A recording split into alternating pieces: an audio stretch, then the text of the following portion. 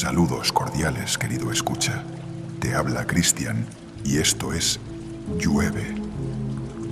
El día de hoy continuaremos con la lectura del Kybalion en su 6º capítulo y al finalizar intentaremos revelar sus más ocultos misterios mediante un detallado análisis de los símbolos y enigmas que se ocultan bajo el velo. Es mediodía en punto y esto es la paradoja divina. El sabio, a medias, reconociendo la irrealidad relativa del universo, se imagina que puede desafiar sus leyes. Ese no es más que un tonto vano y presuntuoso, que se estrellará contra las rocas y será aplastado por los elementos, en razón de su locura.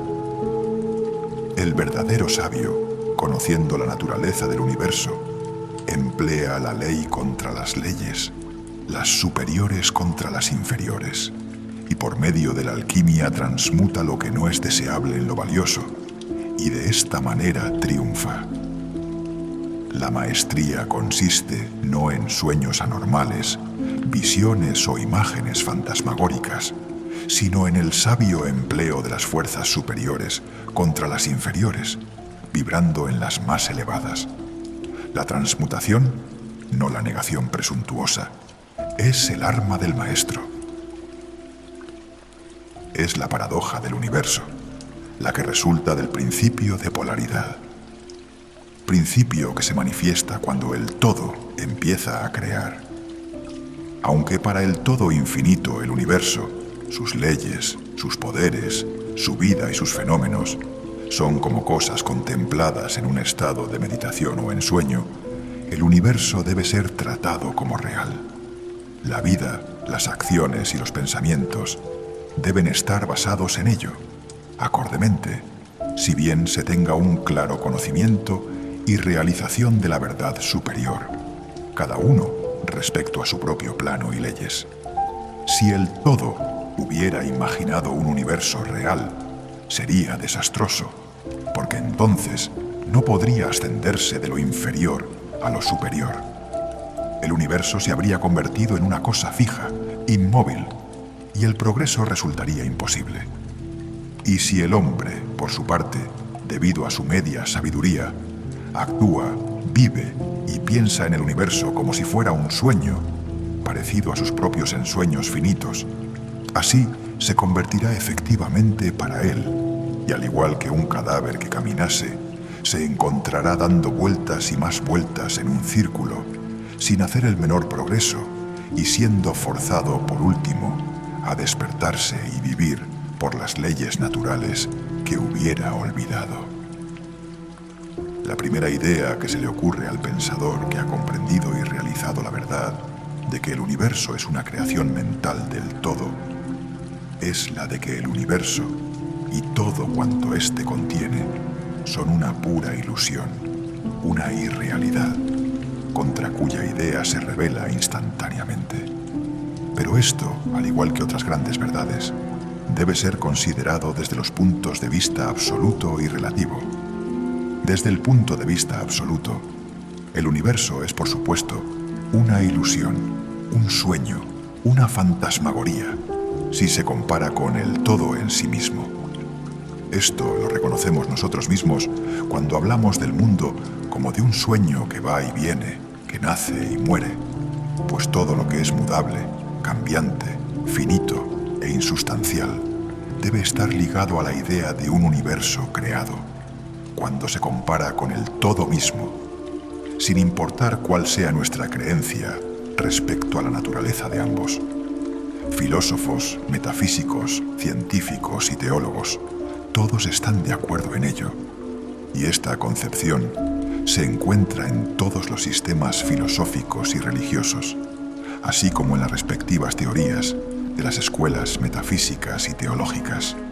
Las enseñanzas herméticas no predican la insustancialidad del universo en términos más fuertes que los ya conocidos, aunque la exposición del asunto pueda parecer más contundente. Todo cuanto tenga un principio y un fin, en cierto sentido, debe ser irreal e ilusorio, y el universo se encuentra, en este caso, sea cual sea el sistema de las escuelas de pensamiento. Desde el punto de vista absoluto, nada hay real excepto el todo, sin importar los términos que empleemos al pensar sobre ello o al discutirlo, ya sea que el universo haya sido creado de materia, o bien que sea una creación mental en la mente del todo, es insustancial, mudable, sujeto al tiempo, al espacio y al cambio. Debemos comprender y asimilar esto antes de pensar y examinar la concepción hermética de la naturaleza mental del universo. Examinad cualesquiera otras concepciones y ved si existe alguna que no lo admita. Mas el punto de vista absoluto muestra únicamente un solo lado de la cuestión, siendo el otro el aspecto relativo de la misma. Las verdades absolutas han sido definidas como las cosas tal como las conoce y las ve la mente de Dios, mientras que las verdades relativas son las cosas tal como la más elevada razón del hombre las comprende. Y de esta manera, mientras que para el todo el universo debe ser ilusorio e irreal, un simple sueño o resultado de la meditación, sin embargo, para las mentes finitas que forman parte de ese universo, y mirando a través de las mortales facultades, el universo es ciertamente real, y así debe ser considerado. Al reconocer el punto de vista absoluto, no cometeremos el error de ignorar o negar los hechos y fenómenos del universo, tal como se nos presentan a nuestras facultades mortales. No somos el todo, recordémoslo. Para emplear ilustraciones familiares, podemos reconocer el hecho de que la materia existe para nuestros sentidos, y haríamos muy mal si no lo reconociéramos. Y a pesar de ello, nuestra mente finita acepta la verdad científica de que no hay tal materia desde el punto de vista de la ciencia, y que lo que llamamos materia no es más que un agregado de átomos, los cuales, a su vez, no son más que unidades de fuerza agrupadas que llamamos electrones o iones, vibrando constantemente con movimiento circular. Golpeamos una piedra y sentimos el impacto, parece ser real, y sin embargo, sabemos que no es más que lo ya expuesto. Pero recordemos que nuestro pie, que siente el golpe mediante la intervención del cerebro, es también materia constituida por electrones, al igual que nuestro cerebro. Y por último, si no fuera por la mente, no sabríamos nada ni del pie ni de la piedra absolutamente. Además, el ideal que un artista o un escultor tratan de reproducir en el mármol o en el lienzo les parece muy real. Igualmente sucede con los personajes que crea la mente de un autor teatral, quien trata de expresarlos para que los demás puedan reconocerlos. Y si esto fuera cierto en el caso de nuestras mentes finitas, ¿cuál sería el grado de realidad de las imágenes mentales creadas en la mente del infinito? Oh, para los mortales, este universo mental es ciertamente muy real. Es el único que jamás podremos conocer, aunque nos elevemos de plano en plano cada vez más alto. Para que lo pudiéramos conocer de otra manera, por experiencia directa, tendríamos que ser el todo mismo. Es muy cierto que, cuanto más nos elevamos en la escala, tanto más cerca nos encontramos de la mente del Padre, y tanto más evidente se hace la naturaleza ilusoria de las cosas finitas. Pero hasta que el todo no nos absorba finalmente dentro de él mismo, no se desvanecerá la visión. De manera, pues, que no necesitamos basarnos en esa ilusión. Reconozcamos, más bien, la verdadera naturaleza del universo y tratemos de comprender sus leyes mentales, esforzándonos en emplearlas de la forma más efectiva para nuestro progreso ascendente en toda la vida, conforme vamos viajando de un plano a otro del ser. Las leyes del universo no dejan de ser leyes de hierro, por el hecho de ser de naturaleza mental. Todos, excepto el todo, están sujetos a ellas. Lo que está en la infinita mente del todo es real, solo un grado menos que la realidad misma que constituye la naturaleza del todo. No nos sintamos, pues, inseguros o temerosos. Sintámonos firmemente sostenidos en la mente infinita, y nada existe que pueda dañarnos o causarnos miedo. No hay poder alguno fuera del todo que pueda afectarnos. Podemos permanecer tranquilos y seguros. Y en esta realización, una vez alcanzada, existe una plenitud de seguridad y calma. Entonces dormiremos serenamente sobre la firmeza inconcebible de lo profundo y descansaremos con certeza sobre el océano de la mente infinita que constituye al todo. En él, ciertamente, vivimos, nos movemos y tenemos nuestro ser. La materia no es menos materia para nosotros mientras permanezcamos en ese plano, aunque sepamos que no es más que un agregado de partículas de fuerza o electrones que vibran rápidamente, girando unas en torno a otras en la formación de los átomos. Los átomos, a su vez, giran y vibran y forman así las moléculas, y la agrupación de estas últimas compone las grandes masas de materia.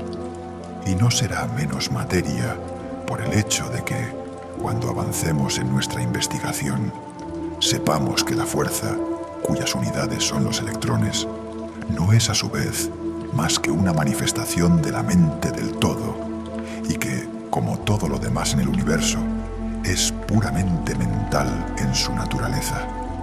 Aunque en el plano de la materia tengamos que reconocer sus fenómenos, podemos dominarla, como lo hacen todos los maestros, en menor o mayor grado, aplicándole las fuerzas superiores. Cometeríamos una locura si negáramos la existencia de la materia en ese aspecto relativo.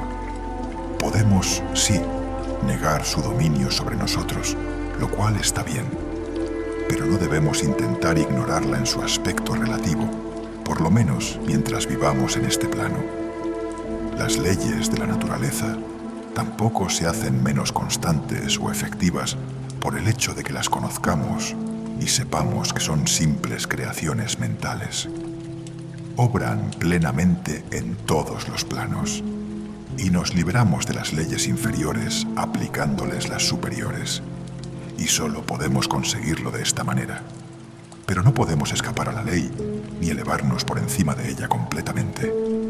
Nadie, salvo el todo, puede escapar a la ley, y esto es debido a que el todo es la ley misma, de la cual todas las demás brotan. Los más avanzados maestros pueden adquirir los poderes que se atribuyen generalmente a los dioses, y existen muchos grados del ser en la gran jerarquía de la vida, cuyos poderes trascienden incluso a los de los más elevados maestros en un grado inconcebible para los mortales. Pero hasta el maestro más grande y el ser más elevado deben inclinarse ante la ley, y son como nada ante los ojos del todo. Así que, si hasta esos elevados seres, cuyos poderes exceden a los atribuidos por el hombre a sus dioses, están sujetos y sirven a la ley, imagina la presunción del mortal de nuestra raza cuando mira las leyes de la naturaleza como irreales, visionarias e ilusorias, simplemente porque ha podido alcanzar a ver que esas leyes son de naturaleza mental o simples creaciones del todo. Esas leyes que el todo quiere que rijan no pueden ser desafiadas ni transgredidas. Mientras subsista el universo, subsistirán, porque aquel existe en virtud de esas leyes, las cuales forman la trama o el esqueleto en que el universo se apoya. El principio hermético del mentalismo, a la vez que explica la verdadera naturaleza del universo sobre la base de que todo es mental, no cambia las concepciones científicas del universo, de la vida o de la evolución. En realidad, la ciencia no hace más que corroborar las enseñanzas herméticas.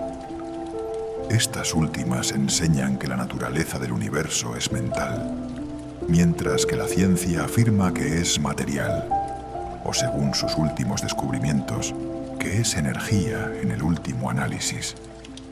Las enseñanzas herméticas tampoco están en pugna con el principio básico de Herbert Spencer, que postuló la existencia de una energía infinita y eterna, de la cual proceden todas las cosas.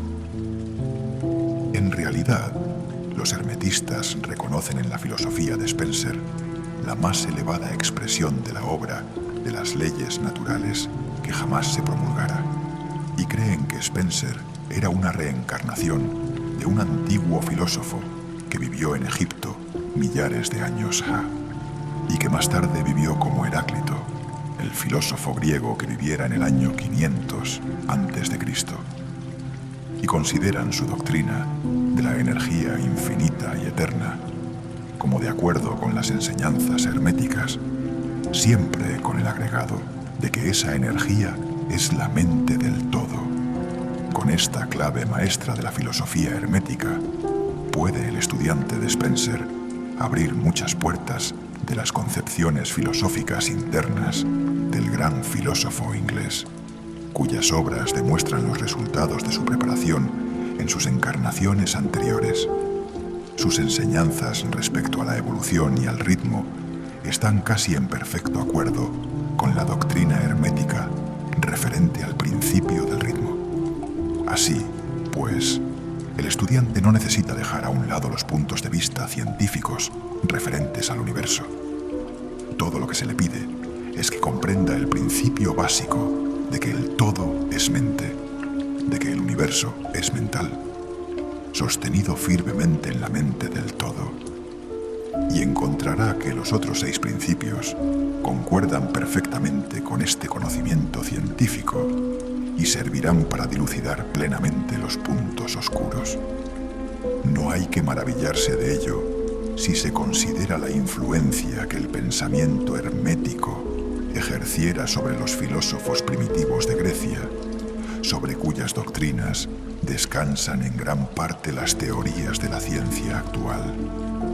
La aceptación del primer principio hermético, mentalismo, es la única gran diferencia entre la ciencia moderna y los estudiantes herméticos, y la ciencia se va dirigiendo gradualmente hacia ese punto conforme avanza a través de la oscuridad y va encontrando su camino en el laberinto en que se ha metido en busca de la realidad.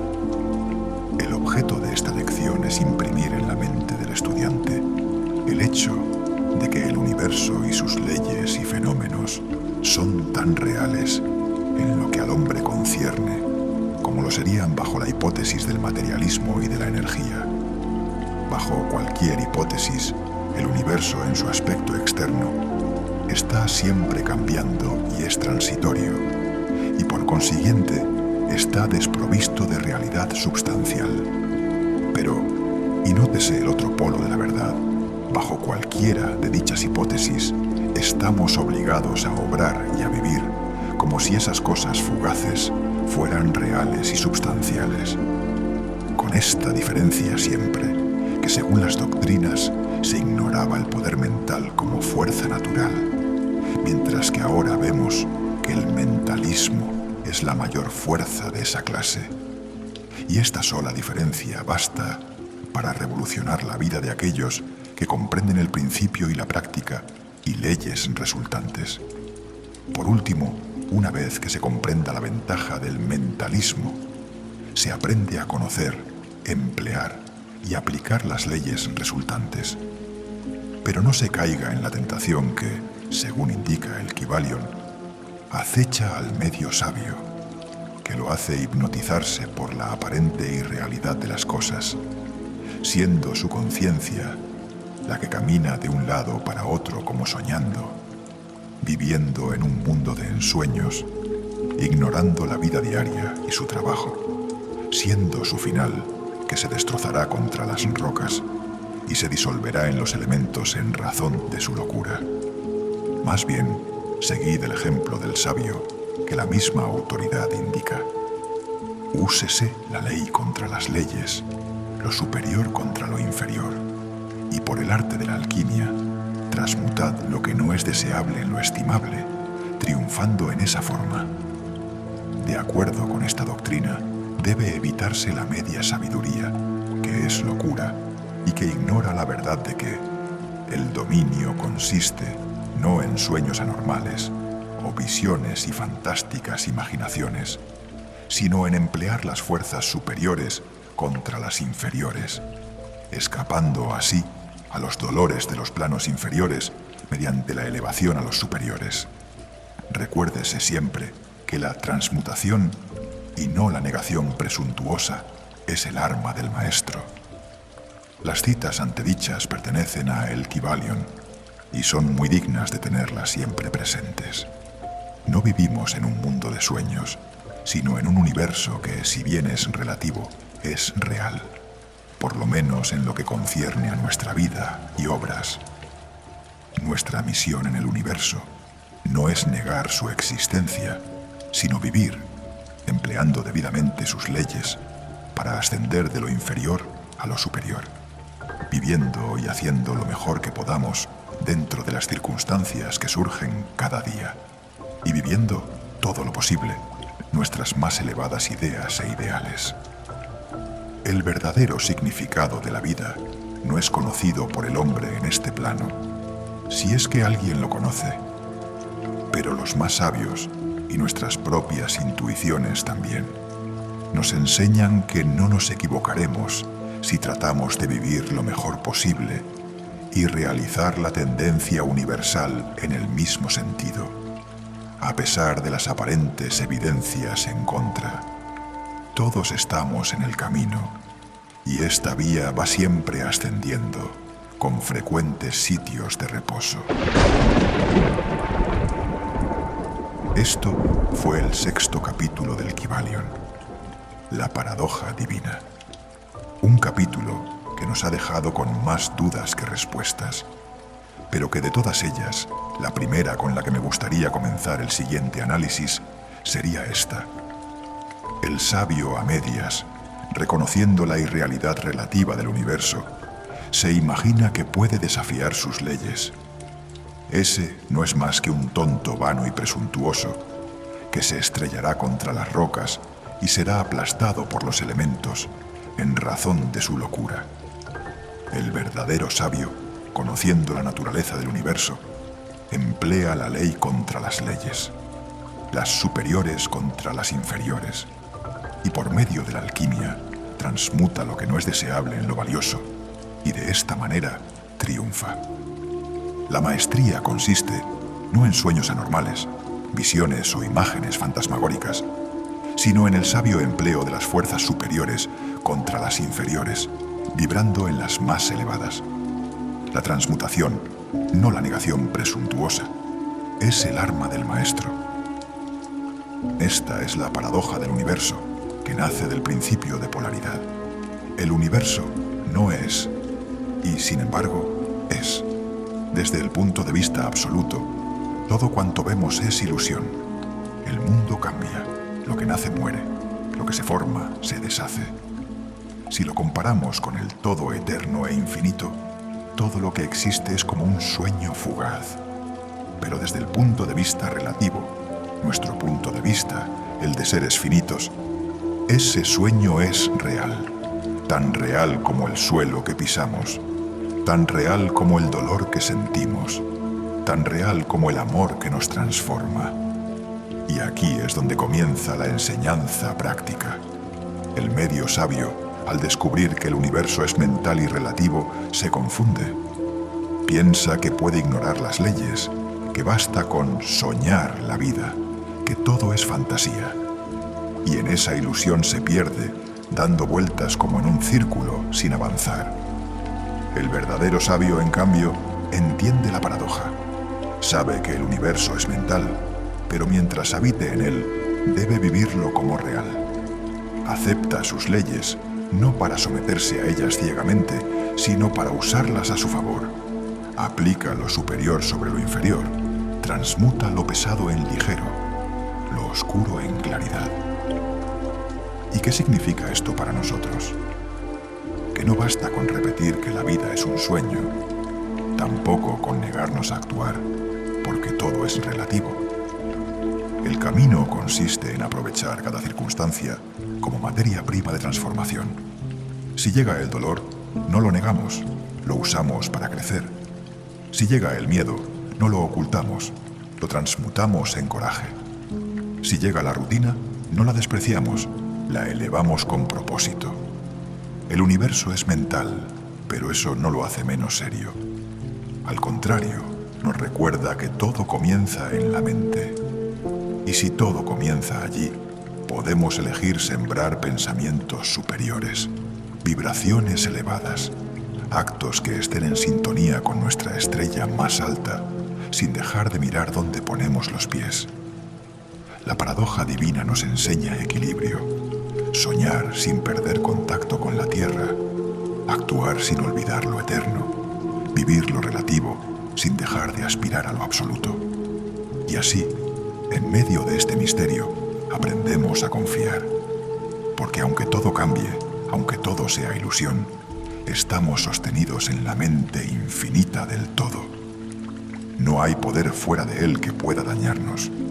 Podemos entonces vivir con calma, con seguridad, con la certeza de que cada paso, cada error, cada logro, forma parte de este gran viaje de ascenso. El mensaje es claro: no neguemos la vida, no la despreciemos como un sueño vano. Vivámosla intensamente, usándola como escalera para elevarnos, día tras día, de lo inferior a lo superior. Esa es la verdadera alquimia, la maestría de la transmutación. Si este contenido fue de tu agrado, te agradecería que dejaras tu like. Si aprendiste algo o quisieras compartir una idea, déjala en los comentarios. Y si quisieras continuar recibiendo este tipo de contenido, suscríbete a nuestros canales en YouTube, Spotify y nuestras redes sociales. Recuerda que nos encontrarás como Llueve Podcast. Es medianoche en punto y recuerda, llueve.